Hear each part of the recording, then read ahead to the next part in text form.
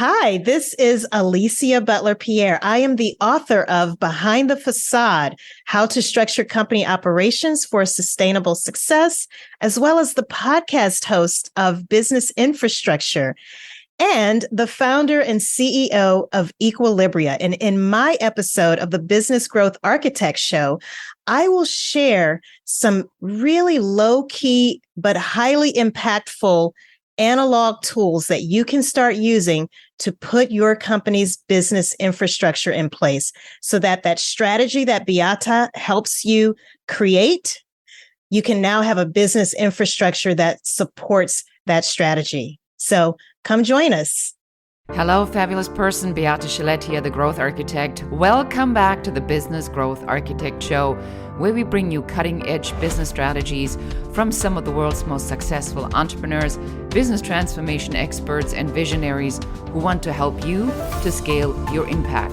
Look for one tangible strategy that you can take back and implement right away. And now back to our guest. Welcome back. This is your host, Beata Gillette, and I am on the podcast today with Alicia Butler Pierre. Alicia, it's so exciting to have you on the show. Thank you for being here. Thank you, Beata, for having me. I'm so excited about this interview. Excellent. Well, you and I, we're like, sisters from a different mother when it comes to organizing and strategies and systems. So I think we're going to have a very engaging conversation. So for somebody who doesn't know who you are, will you please tell our audience who you are and what do you do? Sure. Thank you for the opportunity. I am Alicia. I am in Atlanta, Georgia, in the southeastern part of the U.S. I own a company called Equilibria. It's a 17-year-old. Every time I say that, Beata, I can't believe it. 17-year-old operations management firm. And we specialize in creating business infrastructure for fast-growing small businesses. So now that we already have to dive in a little bit, because when we talk about infrastructure and the definition of fast growing businesses, I have a sense that there's a problem that usually turns up when a company grows really fast. Tell us about that. Indeed. And, this is why we prefer working with existing businesses, because with startups, it's all about getting the customers, right? It's all about marketing and sales and promotion, publicity, all of these sales and marketing related activities. But what happens, Beata, when you have a different type of problem? Now you're starting to realize some type of return on investment in all of those sales and marketing related activities. Now you might go from not having enough customers to having too many. So you're literally unable to supply that growing demand for your goods and services. And that's where we usually can come in and have a conversation where we can actually get the owners and the other leaders or managers within that fast growing small business. That's when we can really get their attention. But if we try to do that in the beginning, talking about processes and systems and business infrastructure, it just falls on deaf ears. Yeah, I will second that. I believe that there's a very clear distinction here, and it's important to really point this out. I'm glad you did. Is that there's one part about when you start your business, and there's so much you can do as a solopreneur or with a small team until you get to a certain point, and then it's all hands on deck, because then you need to start to scale. And scaling is when you make yourself now obsolete from the business more and more, which is by itself a big problem for many business owners to begin with. So now let's say the business owner has this epiphany to say, I cannot be the one who sells. I cannot be the person who does the customer service. I cannot be the person who generates the leads. I cannot be the person who does everything. So I'm going to lead the company. Now I need to start to build it, to scale it. So the definition of infrastructure, right? So now I'm at this point where I have so much going on that I now need a strategy on infrastructure. So tell us, how do I need to think about this as a business owner? Is there like a point that I get to where it's like the bell rings and it's like, this is the time now you need to build the infrastructure? Is it a natural progression? How do you really recognize the business owner's pain points at this moment? Unfortunately, most business owners that I have personally worked with, it's not until there's a problem and it needs to be addressed quickly. They don't necessarily come to us proactively, which is unfortunate. And it could be the lack of education and awareness. That is definitely something that I think is worth mentioning, because unfortunately, operations, and I've been told this by so many people, it just isn't quote unquote sexy. Oh my God, I say this all the time. I say this all the time, Alicia. I say, we do the unsexy part. We don't try to dress up the window. Right. We're in the back room organizing the inventory. That's right. That's right. So and I'm so glad you said that, because it's the things that our customers don't necessarily see, but that they experience. So all of that, you're right, back office operational things that are going, we are doing the work that the salespeople that are out there making the promises, we're in the background making sure we can actually deliver on those promises that are being made. So unfortunately, again, most founders and entrepreneurs that I've worked with personally, it's not until there's been a failed audit, in a rising increase in the number of bad customer reviews, the realization that, oh my goodness, we have all of these customer orders, we can't keep up, we need to expand our team. Who in the heck do we hire first? And when we hire them, how are we going to tell them what to do, how to do it, so that the consistency of that good or that service remains intact?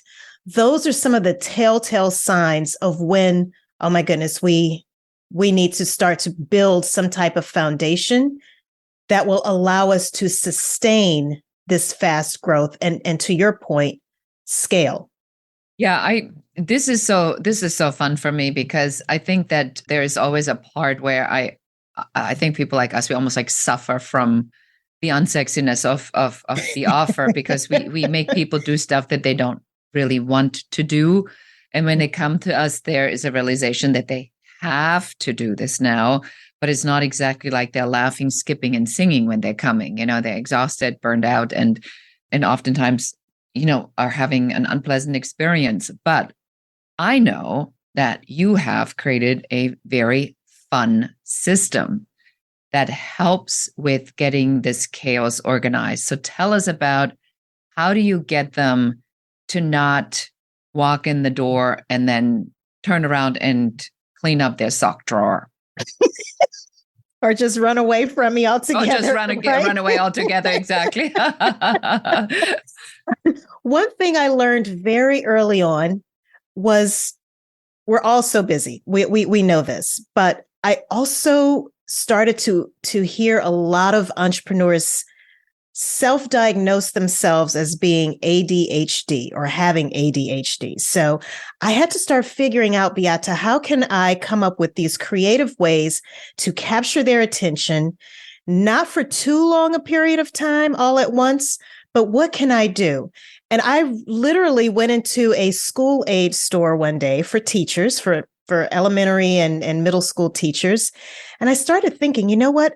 Is there a way I can leverage visual aids? We're all so used to using these digital technologies, right?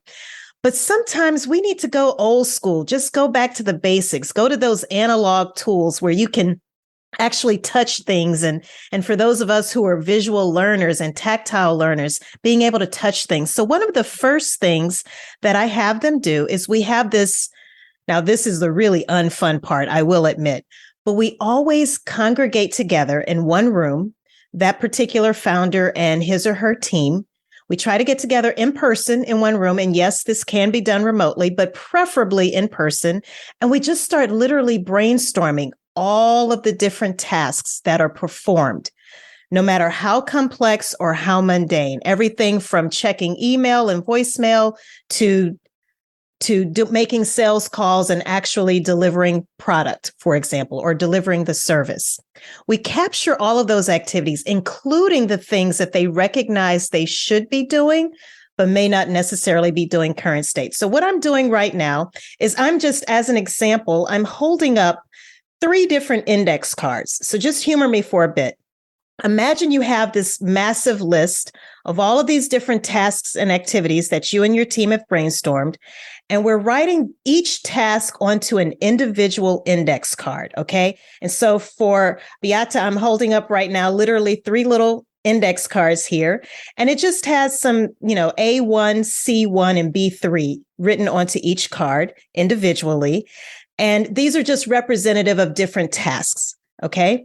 So imagine you have all of these tasks. They're spread out across a very large table. And the next thing that we do, the next exercise that we do together is we start to group all of the tasks that are similar in nature. We start to group those into columns on the table. So right now I'm holding up, again, 3 different index cards. And in this example, they all happen to start with the letter A. So that's what they all have in common. But let's say, for example, if you have a task that says send invoice, another task that says make sure payment went through. And then there might be a yet another task that talks about reconciling the books every month. Well, if you and your team were looking at those 3 different tasks, you might group those together into a column. And then next, I'm going to ask you, if we were doing this session together, if you had to associate all of those tasks within each column to a specific department, what would the name of that department be? And in this case, again, just for illustrative purposes, I have another different color index card, which happens to be orange. And I'm holding that above this grouping of tasks that are similar in nature. And I'm going to call it Department A. But using those accounting tasks that I just said, it very well could be that your team decides, well, this is going to be considered activities that have to do with our accounting department or our accounts payable department or our finance department, billing department, whatever you want to call it. The reason that's so important, Beata, is because for more established businesses, especially the medium and larger companies, they kind of take for granted that they already have some sense of structure in terms of understanding departments and the people and the activities that take place within each of those departments.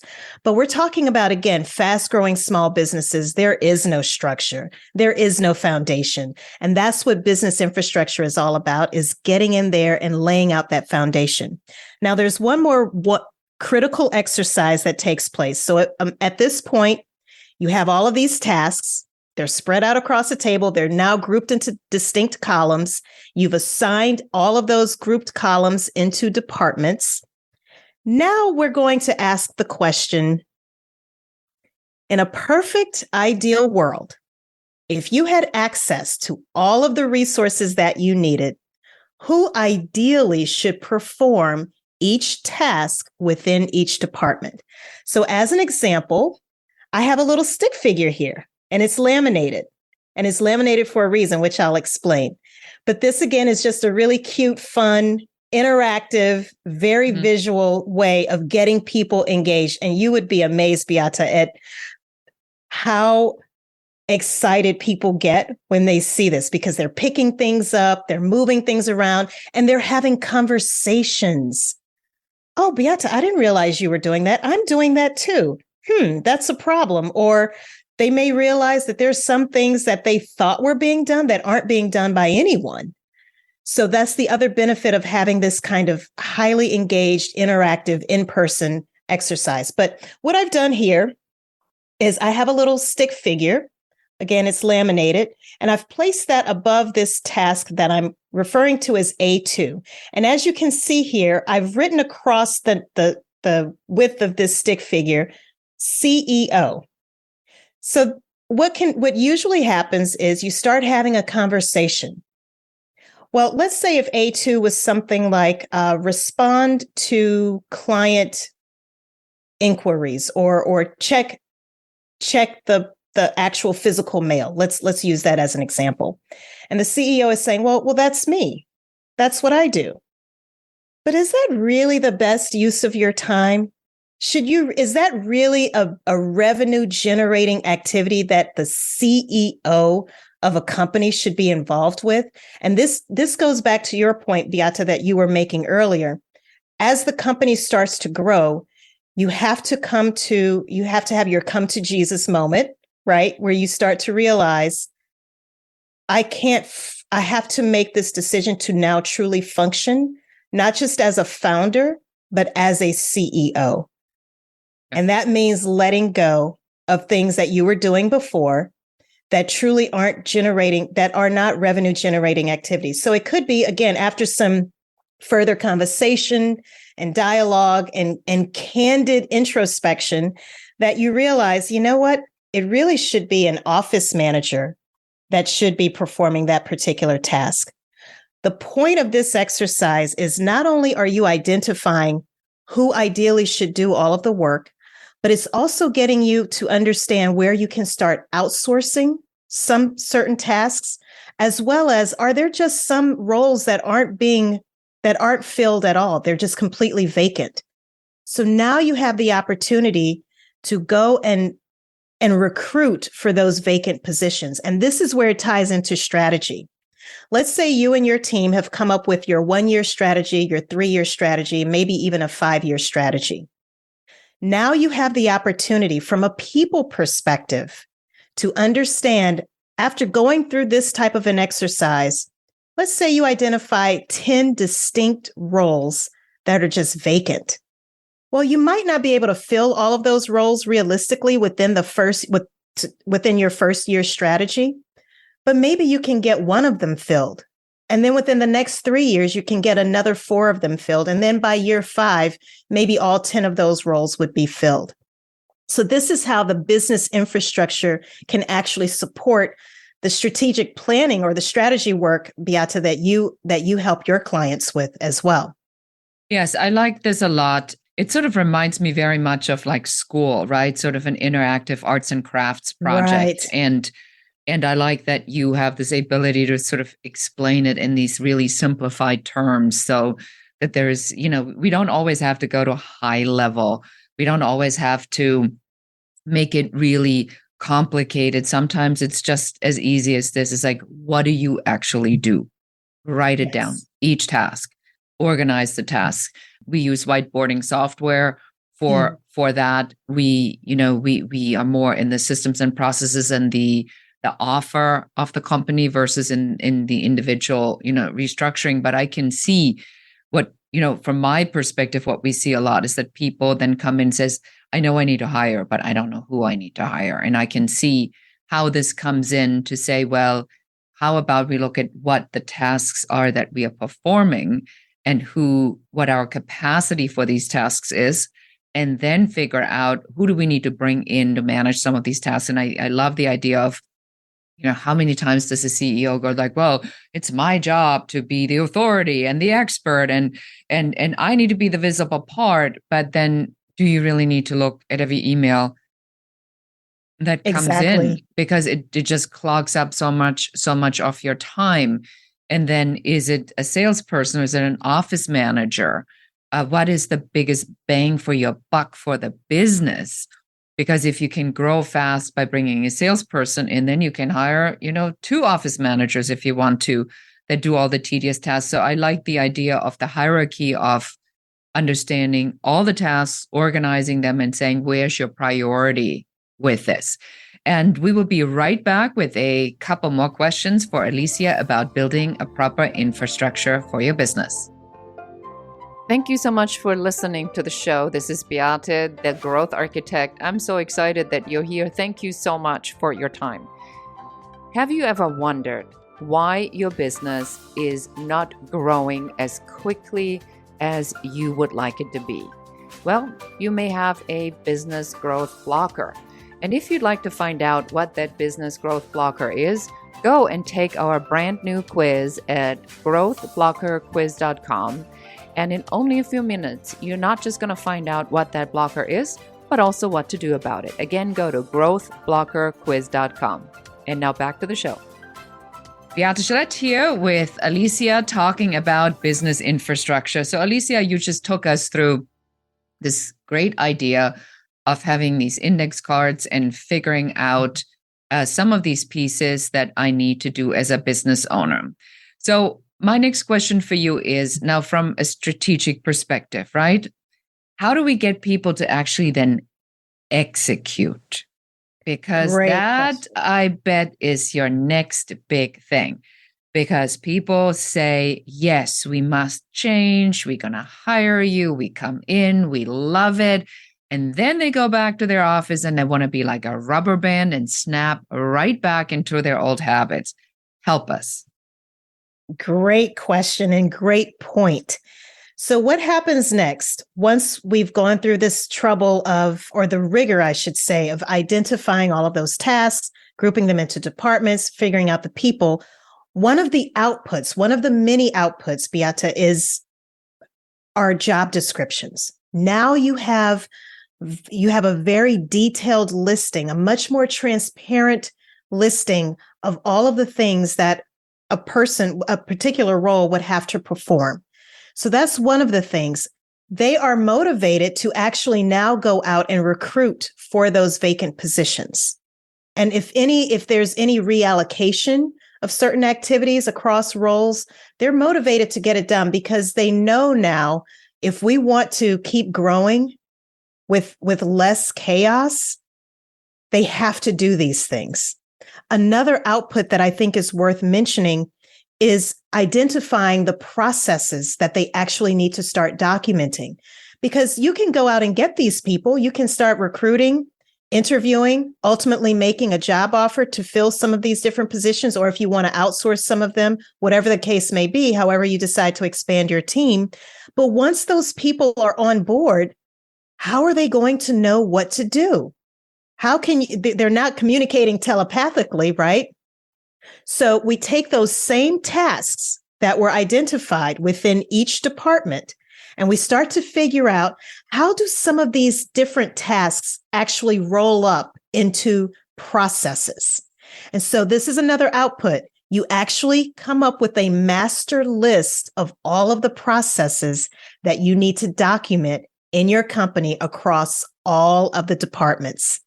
Now, you can't document them all at once, of course, but it could be that, again, based on your strategy, you understand, you know what?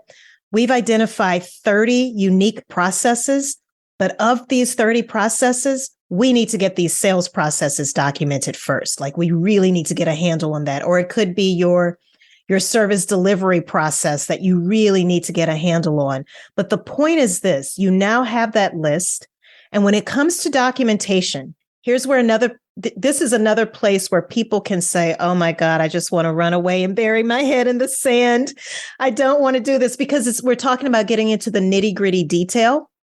I want to challenge your listeners to abandon that old school way of thinking about process documentation, because that old school way of thinking is, remember those operations, those thick, clunky operations? Manuals that we used to have, and they would sit on the shelf and collect dust. And oh my goodness, the thought of having to update it. Oh my goodness, it was dreadful. Perfect adjective. But instead, you could use something as simple as your phone. You could use Zoom. You could use Loom. There's so many ways that you can just quickly capture how you do something, especially if it involves the use of a software, for example. Just get on a quick Zoom call, start recording yourself, literally showing a person step by step. This is how I do this particular thing. If you don't want to have it in a video format, you could still record yourself on video, or you could even take your phone and record your audio. And you can use a tool like designer.io to actually transcribe that video or audio. And there you have your process. So these are very quick ways of getting information out of people's heads and onto, for lack of a better word, proverbial paper, so that information can then easily be shared with the new team members that you'll be bringing on. Yes, I like this a lot. So, one of the ways we do this is we use a project management software, Asana. And as we just hired a sales person, we started to document all the things that we did, like set up the email and we start setting it up in a template so that this template can then be duplicated as an onboarding tool. Set up, get access to Asana, set up your email, give access to the documents in the Dropbox, so we went through all these things, and there's like 20 things now, and that becomes your manual. So I think you are correct in saying that it doesn't have to be so complicated, and there's not a right or wrong format. There's a company out there called Trainual, which is an entire software program where you can build these things up and then have access to for your employees to go in and get their training manuals.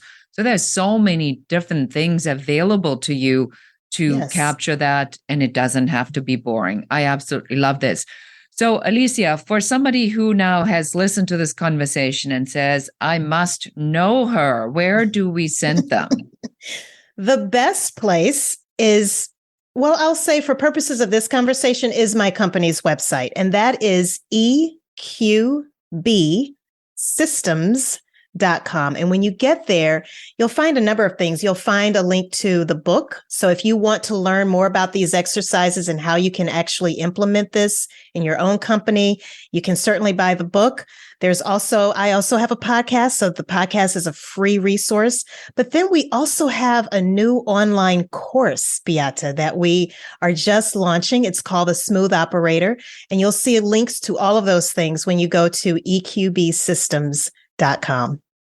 Wonderful. Excellent. So you all go check it out. And what's the name of the podcast? So we give that resource out as well, please. Sure. It's called Business Infrastructure, and the subtitle is Curing Back Office Blues. Okay. Excellent. Well, there you have it. So some really good advice, Alicia. Thank you so much for being on the show. I like the no frills. Let's just get it done. And here are ways to do it. I think very helpful. So thank you so much for being on the show. Oh, thank you so much for having me. It's such an honor. And that's it for today. Thank you so much for listening. This is Beata Gillette, the Growth Architect, and goodbye. And that's it for us today. Thank you for listening and watching the Business Growth Architect Show. I enjoyed having you here. And for accountability, just take one of the strategies that you have heard, one thing that you can implement in your business immediately. Please leave comments. Don't forget to like and share this show. And if you have any questions about business, please put them in the comments. We are here for you. We're here to support you and help you to grow, build, and scale your own business. For more advice, please check out our website in the show notes below. Thank you again. This is Beata Gillette, the Growth Architect, and goodbye.